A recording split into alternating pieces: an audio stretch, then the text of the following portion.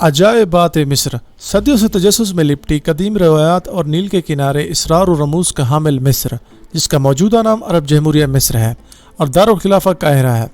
قدیم تہذیبوں کی سرزمین میں مصر جغرافی لحاظ سے بہت اہمیت کا حامل ہے۔ آپ کی معلومات میں اضافے کے لیے بتاتے چلیں کہ مصر دنیا کا وہ واحد ملک ہے جس کا شمار 2 براعظموں افریقہ اور ایشیا میں ہوتا ہے۔ مصر کی تاریخ اور وجود کے متعلق ماہرین کے مختلف آرائیں ہیں، لیکن یہ بات قیاس سے خالی نہیں کہ مصر 5000 سال سے زیادہ قدیم ہے۔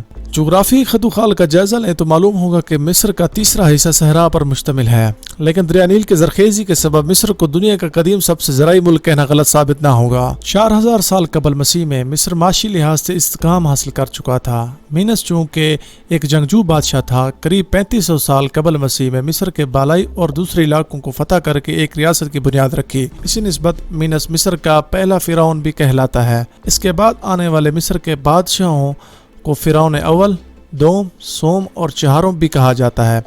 مینس کے بعد آنے والے مصر کے بادشاہوں میں قابل ذکر نام خوفو کا ہے۔ خوفو کے دور حکومت کے بارے میں بھی ماہرین کی مختلف آرائیں ہیں لیکن زیادہ قیاس ہے کہ اس دور کا حکومت 2613 قبل مسیح سے لے کر 2778 قبل مسیح تک تھا۔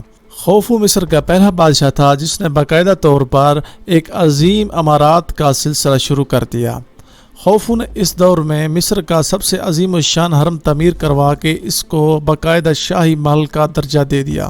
آج کا انسان اس لیے بھی ورطہ حیرت کا شکار ہے۔ اس دور میں جب سائنس اور ایجادات کا دور دور دور تک نہیں تھا، اس قدر بلند و بال اہرام اور تعمیرات کا تصور ناممکن تھا، لیکن یہ وہ زندہ حقیقت ہے جو آج بھی اپنے اندر بے شمار راز سموئے ہوئے ہے۔ فرعون کے مرنے کے بعد اس کی لاش کو مسالہ جات لگا کر حنوط کر دیا جاتا تھا، پھر اس کو سوتی پٹیوں میں لپیٹ کر ایک تابوت میں رکھ کر احرام کے اندر رکھ دیا جاتا تھا۔ مرنے والے بادشاہ کے ساتھ اس کی آرائش کا مکمل سامان، لال و جواہر اور اسی اندازے کی دوسری چیزیں بھی رکھ دی جاتی تھی۔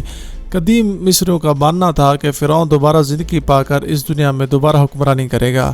اس عقیدے کے تحت ہر وہ شے فرعون کے ساتھ رکھ دی جاتی تھی جن کی ان کے اندازے کے تحت فرائین کو ضرورت پیش آ سکتی تھی۔ ان کے مقبرے اور تمام اہراموں کی حفاظت کے پیش نظر ان میں بھول بھلیوں کا ایک نہ ختم ہونے والا سلسلہ تھا۔ اگر کوئی بھی شخص چوری کرنے کی غرض سے آتا تو وہ ناکام رہ جاتا تھا، اور اگر کوئی داخل ہو بھی جاتا تو ان بھول بھلیوں میں کھو کر زندگی ہار بیٹھتا۔ دیو مالائی قصوں میں بھی یہ بات مشہور تھی کہ ان اہراموں کی حفاظت پر دیوتا مامور ہے۔ غرض ایسے بہت سے فقے مشہور ہیں کہ کوئی بھی اہراموں کی جانب غلط قصد نہ کر سکے۔ موجودہ دور میں بھی بہت سی فلمیں اور ناول قدیم مصر کے ان عجائبات کی پردہ کشائی پر دلچسپی کا درجہ رکھتے ہیں۔ قدیم مصر میں بظاہر قدرت یعنی سورج، آگ اور اس کے علاوہ جاندار چیزوں اور حیوانات جیسے کہ بلیوں وغیرہ کی بھی پوجا کی جاتی تھی، بلکہ ان کے بت بھی بنائے جاتے تھے۔ اسی سلسلے کا ایک اہم نام سفیرکس ہے جسے ابو الہول کہا جاتا ہے۔ ابو الہول عربی کا لفظ ہے جس کے معنی ہے خوف کا باپ۔ قاہرہ سے مغرب کی سمت دریا نیل کے کنارے غزہ کے مقام پر موجود ایک پہاڑ نما بت جس کا دھڑ شیر کا اور سر ایک عورت کا ہے۔